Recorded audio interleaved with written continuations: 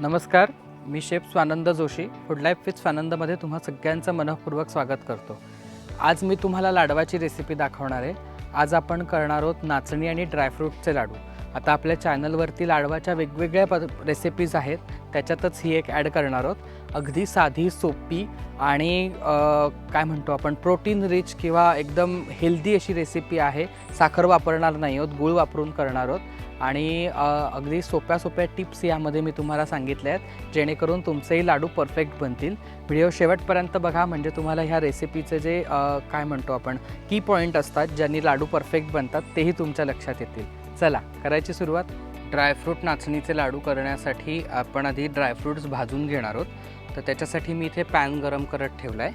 आता ह्यामध्ये घालूया साजूक तूप। साधारण 2 चमचे साजूक तूप घेतले। आपलं तूप वितळलं आहे। आता ह्यामध्ये घालणारे ड्रायफ्रूट्स तुमच्या आवडीनुसार तुम्हाला जे ड्रायफ्रूट्स आवडतात ते तुम्ही ह्यामध्ये घेऊ शकता। मी इथे थोडेसे अक्रोड घेतलेत, साधारण 1 वाटी छोटी। पिस्ते घेतलेत 1 छोटी वाटी। बदाम घेतलेत 1 वाटी आणि सोबतच काजू तुकडा घेतलाय 1 वाटी।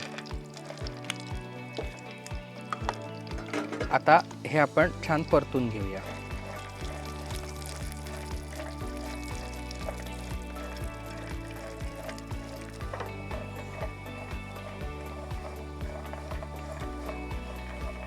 इथे मी हे सगळे ड्रायफ्रूट भाजून घेतलेत। आता हे मी गार करून मिक्सरच्या भांड्यामध्ये वाटून घेणार आहे। तुम्ही जर बारीक तुकडे करून वापरले तरीही चालतील, पण हे मिक्सरला भरड करून घेतले की हे लाडवामध्ये छान मिक्स होतात आणि लाडवाची चवही वाढते। त्यामुळे मी ह्याची जाडसर मिक्सरला भरड काढून घेणार आहे। मी हे वाटून घेतो। इथे मी आता 2 वाट्या नाचणीचं पीठ घेतलं आहे। हे पण आपल्याला तुपामध्ये भाजून घ्यायचं आहे। जसं आपण बेसन लाडवासाठी बेसन भाजून घेतो त्याच प्रकारे हे भाजायचं आहे, पण ह्यामध्ये तूप कमी घालायचं आहे। आपल्याला हे फारसं कोरडंच भाजून घ्यायचं आहे। खूप जास्त तुपामध्ये जसं बेसन भाजतो तसं मी भाजणार नाही आहे। तर ज्या कढईत आपण ड्रायफ्रूट्स भाजले त्याचमध्ये आधी मी 2 ते 3 चमचे तूप घेतो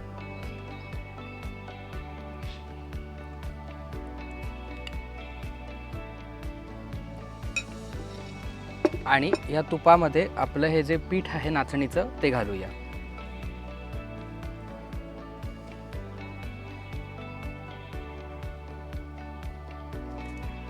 आणि आता आपण हे भाजून घेणार आहोत।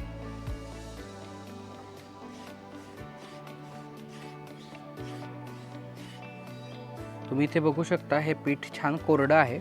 असंच आपल्याला थोडासा ह्याचा रंग बदलेपर्यंत परतून घ्यायचं आहे, भाजून घ्यायचं आहे। खूप जास्त तूप आपल्याला आता ह्याच्यात घालायचं नाही आहे। जे पीठ आहे ते भाजत असताना थोडं तूप आपण ह्यामध्ये घालणार आहोत। आता आपण मंद आचेवरती हे पीठ छान याचा सुगंध येईपर्यंत भाजून घेऊया।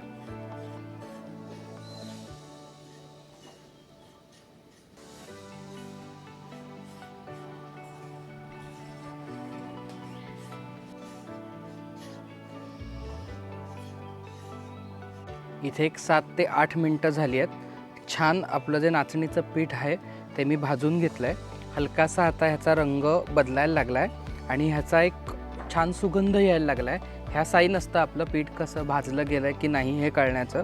तर इथे आपलं पीठ जे आहे ते छान भाजलं गेलं आहे, हलकं झालं आहे। तुम्ही बघू शकता व्यवस्थित कोरडं आहे।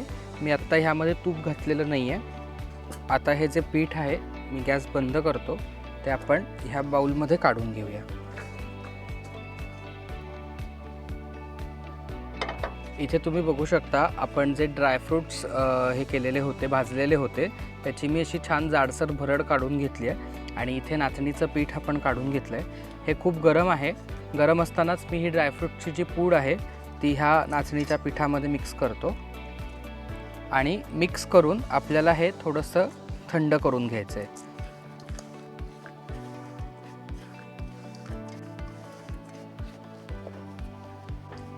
आपले ड्रायफ्रूट आणि नाचणीचं पीठ इथे छान मिक्स झालं आहे। आता मी हे असंच बाजूला ठेवून देणार आहे। आपल्याला हे हलकंसं कोमट होईपर्यंत गार करून घ्यायचं आहे। खूप गारही करायचं नाही आणि एकदम गरम असतानाही आपल्याला याचे लाडू वळणं शक्य नसतं। त्यामुळे आपण हे गार करून घेऊया, थोडंसं कोमट होईपर्यंत गार करूया आणि मग आपण पुढची प्रोसेस करूया। आपलं जे नाचणीचं पीठ आहे ते आता हलकंसं गार झालं आहे। आता आपण गूळ विरघळवून घेऊया. आपल्याला पाक करायचा नाही आहे, पण विरघळवून घ्यायचा आहे, म्हणजे तो छान सगळीकडे मिक्स होईल. तर इथे मी आता 2 ते 3 चमचे पहिलं तूप घेतो. ज्या कढईमध्ये आपण पीठ भाजून घेतलं तीच कढई घेतली आहे. या कढईमध्ये मी 3 चमचे तूप घेतो आहे. आणि ज्या वाटीने मी नाचणीचं पीठ मोजून घेतलं त्याच वाटीने 2 वाट्या इथे गूळ घेतला आहे. या तुपामध्ये हा आपण विरघळवून घेऊया. तुम्ही इथे बघू शकता, हे आता जो गूळ आपण घातला तो वितळायला सुरुवात झाली आहे. बारीक बारीक चिरून गूळ घ्यायचा, म्हणजे हा लगेच वितळतो. आपल्याला काही ह्याला तार करायची नाही आहे किंवा तारेचा पाक कुठलाही करायचा नाही आहे, फक्त विरघळवून घ्यायचा आहे. का तर हे छान मिक्स व्हावं यासाठी. तुम्ही इथे बघू शकता आपला जो गूळ आहे तो सगळा तुपामध्ये आता विरघळला आहे. अजिबात ह्याच्यात खडा नाही आहे. मी गॅस लगेचच बंद करून टाकणार आहे. आणि जवळच मी नाचणीचं पीठ घेतलं आहे. आता हे जे मिश्रण आहे तूप आणि गुळाचं ते आपल्याला ह्यामध्ये घालायचं आहे.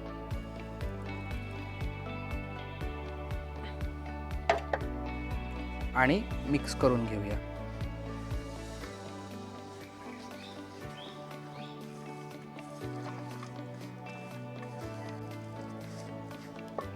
इथे आपला जो गूळ आहे तो पिठामध्ये छान मिक्स झाला आहे. आता हे जे मिश्रण आहे ते आपल्याला असंच हलकंसं गार होण्यासाठी बाजूला ठेवायचं आहे. साधारण एक 5 मिनटं आपण ह्याला बाजूला ठेवूया. आणि मग हे थोडंसं गार झालं की ह्याचे आपण लाडू वळून घेऊया. इथे एक अर्धा तास झाला आहे. तुम्ही बघू शकता आपण जे नाचणीच्या मिश्रणामध्ये गूळ घालून ठेवला ते मिश्रण आता छान सुकं झालं आहे. आता ह्याच कारणासाठी मी यामध्ये तूप कमी घातलं होतं, कारण आपण गूळ जेव्हा वितळवून ह्यामध्ये घालतो त्यावेळी तुपाचा अंदाज येत नाही, कारण गूळ घातल्यानंतर जे मिश्रण असतं त्याचा घट्ट गोळा तयार होतो किंवा घट्ट कडक गोळा तयार होतो आणि मग त्याचा असा भगरा होतो. पण जेव्हा तुम्ही लाडू वळायला जाता तेव्हा ते तूप जे आहे ते सगळं त्यातनं बाहेर पडतं आणि मग खूप तुपाचं प्रमाण त्या लाडवामध्ये होतं. त्यामुळे काय करायचं, थोडं थोडं कमी तूप वापरायचं. नंतर पाक घातल्यावरती ह्याचा असा भगरा करून घ्यायचा. तुम्ही बघू शकता ह्याचा किती छान भगरा तयार झाला आहे. आता मी काय करणार आहे, आता ह्याच्यात इथे मी एका वाटीमध्ये तूप पातळ करून घेतलं आहे. आता ह्यातला थोडा थोडा भाग मी घेणार आहे, त्याच्यामध्ये 2-2 चमचे तूप घालणारे, लाडू वळता येतील इतपत, आणि मग आपण त्याचे लाडू वळून घेणार. याने काय होते, लाडवाची जी चव आहे ती पण वाढते. दुसरी गोष्टमध्ये तूपही भरपूर वाया जात नाही, कारण जर तुम्ही पहिल्याच सुरुवातीला तूप घातलं आणि पिठाचा गोळा झाला तर त्याचं तूप जे आहे ते बाजूला सुटायला सुरुवात होते, त्यामुळे तूप वाया जातं. आणि तो लाडू आहे तो खायला कडक होतो, घट्ट होतो. हा जो लाडू आहे हा खायला छान पिठूळ होतो. त्यामुळे तूप पहिले कमी घालायचं आणि मग लागेल तसं तूप आपण ह्याच्यामध्ये घालून घेणार आहोत. आता मी इथे थोडासा भाग ह्या पिठातला काढून घेतला आहे. यामध्ये साधारण 2 चमचे तूप पातळ केलेलं मी घालणार आहे आधी.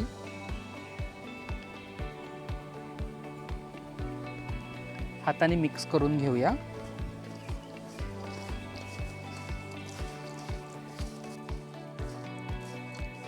आणि ह्याचा लाडू वळून घेऊया.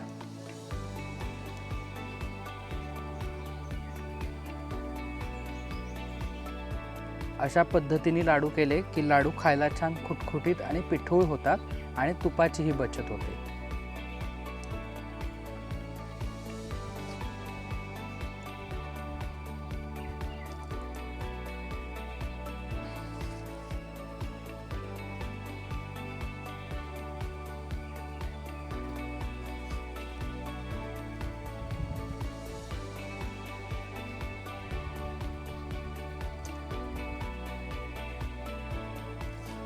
आता अशाच प्रकारे आपण हे सर्व लाडू करून घेऊया.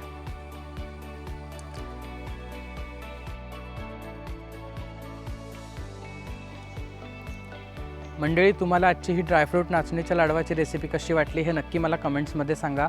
लाईक करा, शेअर करा आणि सगळ्यात महत्त्वाचं म्हणजे आपल्या चॅनलला सबस्क्राईब करायला विसरू नका. धन्यवाद.